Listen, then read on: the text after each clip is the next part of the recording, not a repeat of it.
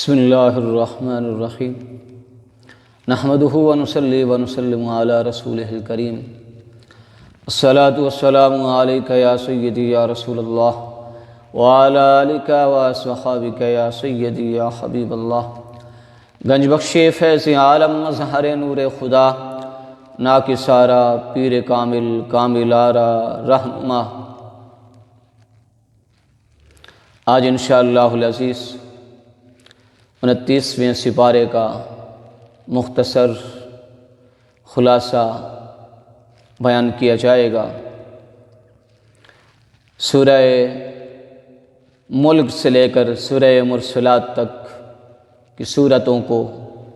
اس سپارے کے اندر بیان کیا گیا۔ اللہ رب العزت نے قرآن پاک کی ہر آیت کو، ہر سورت کو بڑا مقام عطا فرمایا۔ سورہ ملک کے بارے میں امام الانبیاء سید الانبیاء نبی آخر الزماں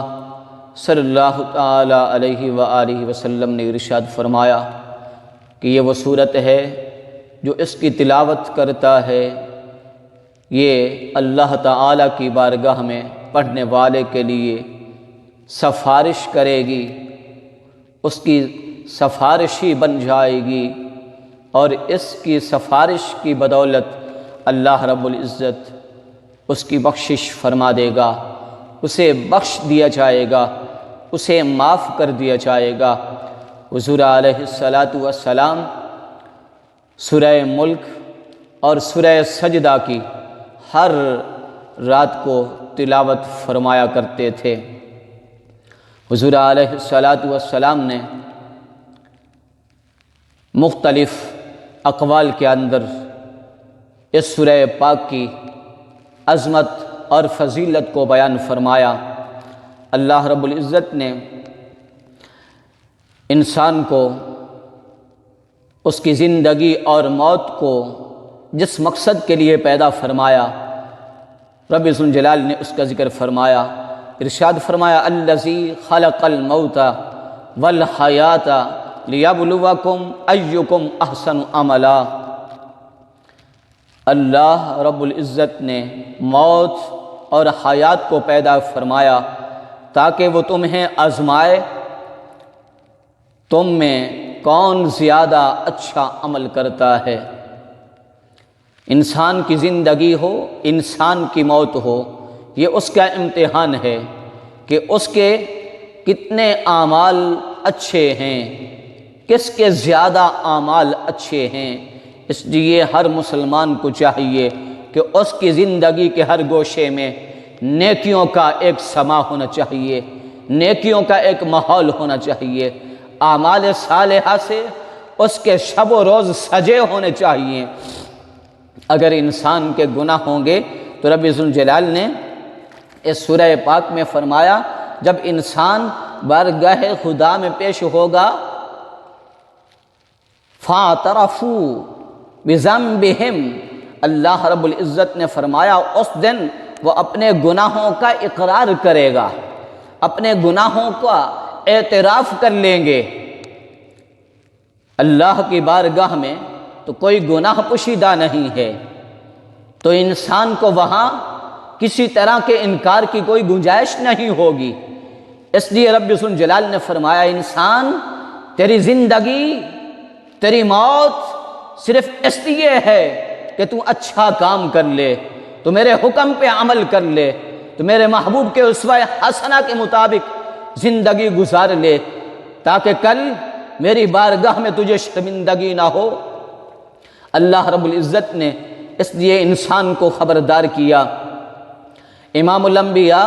سید الانبیاء نبی آخر الزماں صلی اللہ تعالی علیہ وآلہ وسلم نے جب اللہ رب العزت نے آپ کو پیغام اسلام کی تبلیغ کا عظیم عمل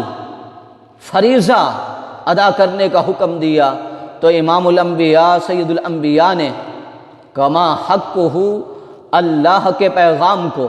توحید کے پیغام کو، رسالت کے پیغام کو، قرآن کے پیغام کو،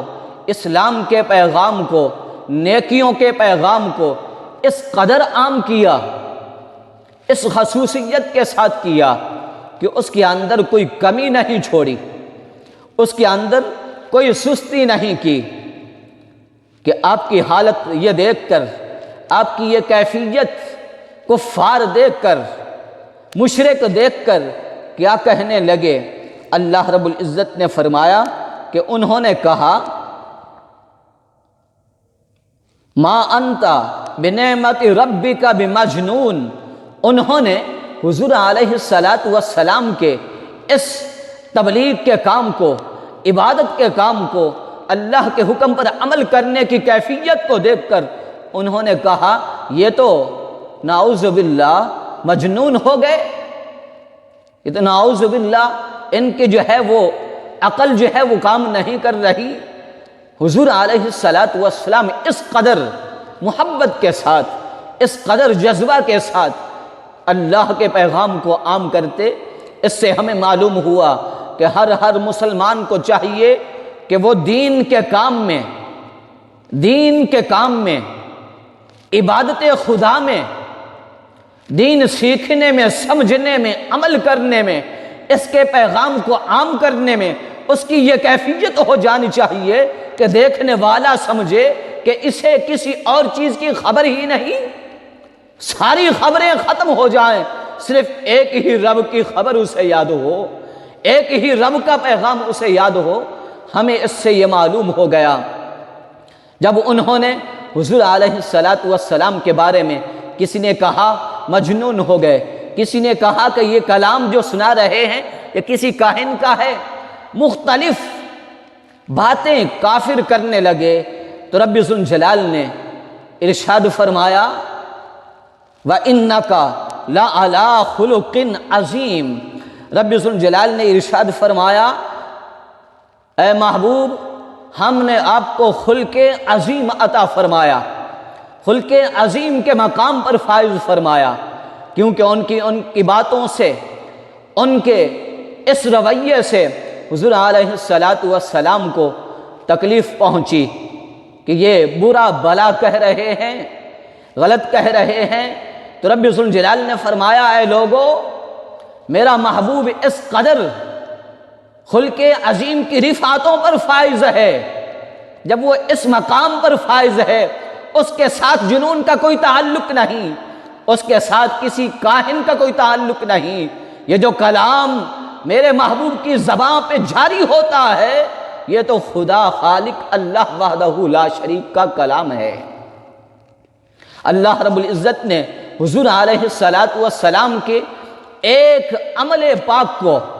آپ کے خلق کو رب ذوالجلال نے عظیم فرمایا۔ رب ذوالجلال نے پوری کائنات کو بنایا، پوری کائنات کے بارے میں فرمایا قل متاع الدنیا قلیل، یہ ساری دنیا، یہ ساری کائنات تھوڑی ہے، یہ قلیل دنیا، یہ کم دنیا وہ دنیا ہے جس کے متعلق رب ذوالجلال نے فرمایا وَإِن تَعُدُّوا نِعْمَتَ اللَّهِ لَا تُحْصُوهَا، اگر تم اس کی نعمتوں کو شمار کرنا چاہو شمار نہیں کر سکتے، اگر تم ان کو گننا چاہو گن نہیں سکتے، اگر تم ان کی اہمیت کو جاننا چاہو تو ان کی اہمیت کو نہیں جان سکتے، اس کم کی فضیلت کو جاننا چاہو تو تم نہیں جو ہے اس کو جان سکتے۔ رب ذوالجلال نے فرمایا لوگو کم چیزوں کی گنتی شمار تم سے نہیں ہو سکتی، ان کی اہمیت تم نہیں جان سکتے، جو میرے محبوب کی ایک خصلت پوری کائنات پر حاوی ہے، پوری کائنات پر اس قدر حاوی ہے کہ میرے محبوب کی ایک ادا سب سے اعلیٰ ہے، میرے محبوب کی ایک ادا سب سے عظیم ہے۔ جب میرے محبوب کی ایک ادا کا یہ عالم ہے تو میرے محبوب کے تمام معجزات کا، تمام شانوں کا عالم کیا ہوگا۔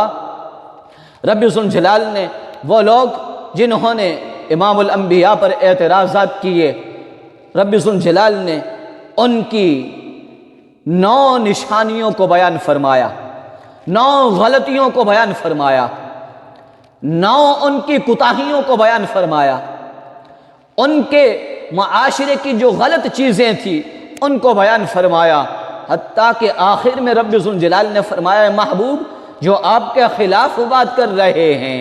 آپ کی مخالفت میں بات کر رہے ہیں، آپ کی گستاخی کی بات کر رہے ہیں، رب ذوالجلال نے فرمایا ان کی اصل میں فرق ہے، یہ اپنے باپ کے نہیں ہیں۔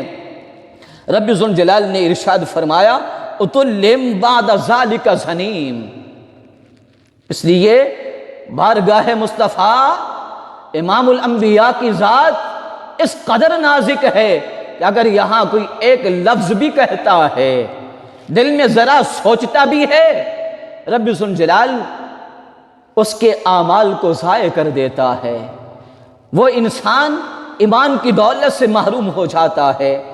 رب ذوالجلال نے سورہ حاقہ کے اندر قیامت کے احوال کا، سورہ معارج کے اندر بھی قیامت کے احوال کا ذکر فرمایا، سورہ نوح کے اندر سیدنا نوح علیہ السلام کے احوال کو بیان فرمایا، سورہ جن کے اندر جنوں کے احوال کو بیان فرمایا، سورہ مزمل کے اندر رب ذوالجلال نے امام الانبیاء اور صحابہ اکرام علیہم الرضوان کی عبادات کا ذکر فرمایا۔ اس سورہ پاک کے اندر خصوصاً تہجد کی اور رات کی نماز کا ذکر ہے۔ سب سے پہلے جو نماز اسلام میں پڑھی امام الانبیاء نے، صحابہ اکرام علیہم الرضوان نے، وہ تہجد کی نماز تھی جو حضور علیہ السلام ادا فرمایا کرتے تھے، اور رات کی عبادت کا ذکر ہے۔ اور رب ذوالجلال نے فرمایا کہ عبادت رات کی چاہے جتنی بھی کر لو، اس قدر حضور علیہ السلام عبادت فرماتے کہ آپ کے پاؤں سوج جایا کرتے تھے۔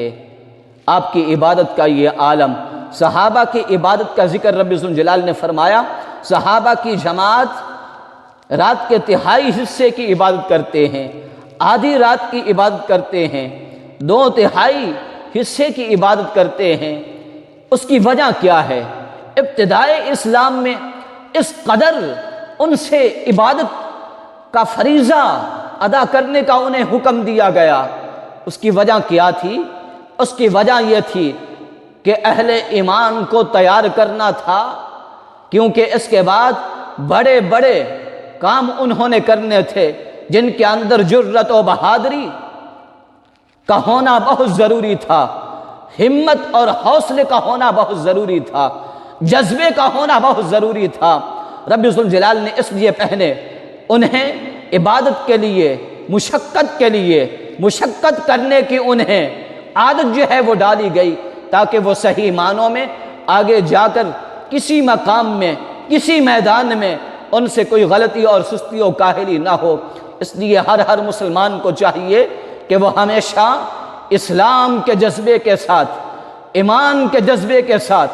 اللہ اور اس کے رسول کے احکامات پر قائم رہ کر زندگی گزارے۔ اللہ رب العزت ہمیں عمل کی توفیق نصیب فرمائے۔ وآخر دعوانا الحمد للہ رب العالمین۔ بسم اللہ الرحمن الرحیم۔ الحمد للہ رب العالمین والعاقبۃ للمتقین، والصلاة والسلام علی رسولہ محمد وآلہ واصحابہ وبارک وسلم۔ ربنا اتمم لنا نورنا واغفر لنا انک علی کل شیء قدیر۔ اللہم یا مصرف القلوب صرف قلوبنا علی دین الاسلام۔ اللہم یا مقلب القلوب قلب قلوبنا علی طاعتک ورسولک۔ صلی اللہ تعالی علی حبیبہ سیدنا و مولانا محمد وآلہ۔